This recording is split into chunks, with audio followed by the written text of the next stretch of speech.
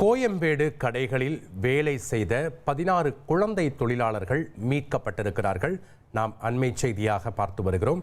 தொழிலாளர் நலத்துறை அதிகாரிகள் மற்றும் போலீசார் இணைந்து இந்த நடவடிக்கையை மேற்கொண்டுள்ளனர். கூடுதல் விவரங்களை வழங்க இணைகிறார் செய்தியாளர் சாலமன். வணக்கம் சாலமன், விவரங்களை பதிவு பண்ணுங்க. சென்னை கோயம்பேடு மார்க்கெட் பகுதிகளில் 18 வயதிற்கு உட்பட்ட சிறுவர்கள் பணியில அமர்த்தி இருப்பதாக குழந்தைகள் தொழிலாளர் நலத்துறை அதிகாரிகள் மற்றும் போலீசாருக்கு தகவல் கிடைத்தது.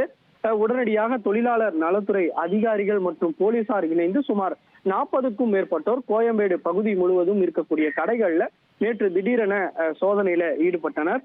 அப்போது 18 வயதிற்கு உட்பட்ட சுமார் 16 குழந்தைகள் இதுல பணியில் அமர்த்தி வேலையில ஈடுபட்டு இருப்பது தெரிய வந்ததை அடுத்து குழந்தைகள் 16 பேரையும் அந்த தொழிலாளர் நலத்துறை அதிகாரிகள் மற்றும் போலீசார் மீட்டிருக்கிறார்கள். அவர்களை ராயபுரத்தில் இருக்கக்கூடிய இல்லத்துல சேர்த்திருக்கிறார்கள்.